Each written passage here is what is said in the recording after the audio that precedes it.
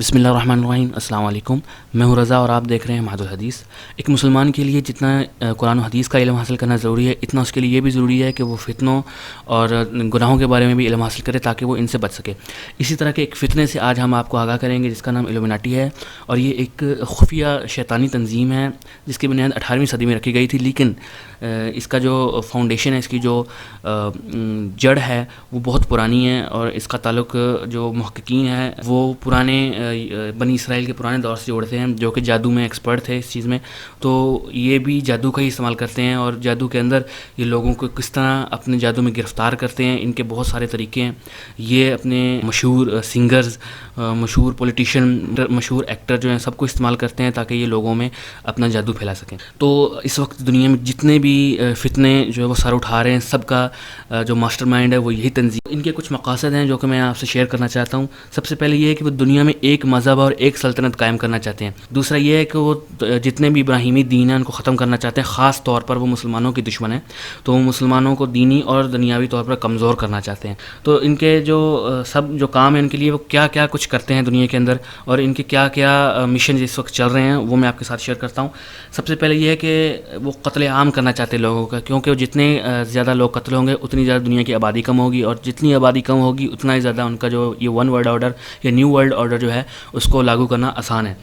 دوسرا یہ ہے کہ وہ پوری دنیا کا میڈیا اور بینک کا نظام ہے اس کو کنٹرول کیا ہوا انہوں نے، تاکہ پوری دنیا کا پیسہ، پوری دنیا کا جو وہ مال و دولت ہے یہ ان کے انڈر آ جائے۔ بینکنگ کا نظام ہے وہ انٹرنیشنل بینک کے انڈر ہے، اور پوری دنیا میں جو پیسہ ہے وہ ڈالر کے طور پر مانا جاتا ہے، یعنی اسٹینڈرڈ جو منی ہے ڈالر کو مانا جاتا ہے۔ اس کے بعد یہ ہے کہ یہ جتنے بھی پوری دنیا میں، خصوصاً پاکستان کی اگر ہم بات کریں، ہیومن رائٹس کے جو یہ بڑے بڑے لیڈر ہیں یہ بھی ان کے کارندے ہوتے ہیں، جس کی وجہ سے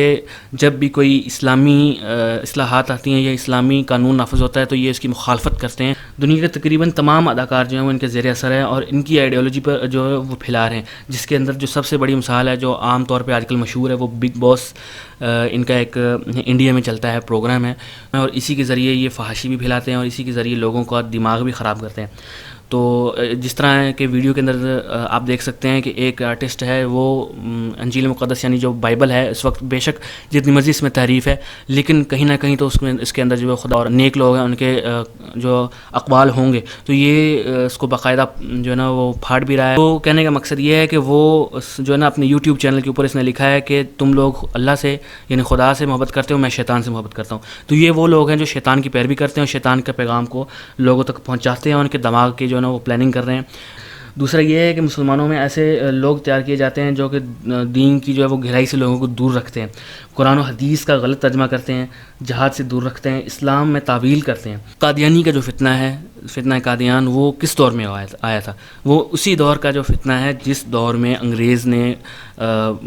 اس جو ہندوستان پہ حملہ کیا تھا، برٹش انڈیا کے دور کا یہ مسئلہ ہے۔ قادیانی فتنہ جو ہے وہ پھیلایا۔ اور سب سے آخری چیز جو کہ میں اس میں بتانا چاہتا ہوں وہ یہ ہے کہ سمپسنس ایک کارٹون جو ہے سیریز ہے، وہ بھی انہی کے زیر اثر ہے، اور اسی کے ذریعے وہ پوری دنیا کے اندر بچوں کے اندر خاص طور پہ دماغ کے اندر ان کے شیطانیت پھیلا رہے ہیں۔ اور اس کے بارے میں یہ مشہور ہے کہ یہ کوئی بھی جو واقعات دنیا کے اندر ہوتے ہیں جس کا الزام یہ مسلمانوں پر یا کسی پہ بھی لگاتے ہیں، اس کا 10 سال پہلے ہی یہ جو ہے وہ کارٹون کے اندر پیشن گوئی کر دیتے ہیں۔ اگر آپ چاہتے ہیں کہ میں مزید اس کے بارے میں جو ہے وہ ویڈیوز جو ہیں آپ تک پہنچاؤں تو پلیز اس کو سبسکرائب بھی کیجیے گا، لائک بھی کیجیے گا، شیئر بھی کیجیے گا، اور کمنٹ میں جو ہے وہ مجھے بتائیے گا کہ آپ کو یہ ویڈیو کیسی لگی ہے۔ اللہ سے دعا ہے اور قرآن پاک اور نبی کریم صلی اللہ علیہ وسلم کے فرامین پر عمل کرنے کی توفیق عطا فرمائے، آمین۔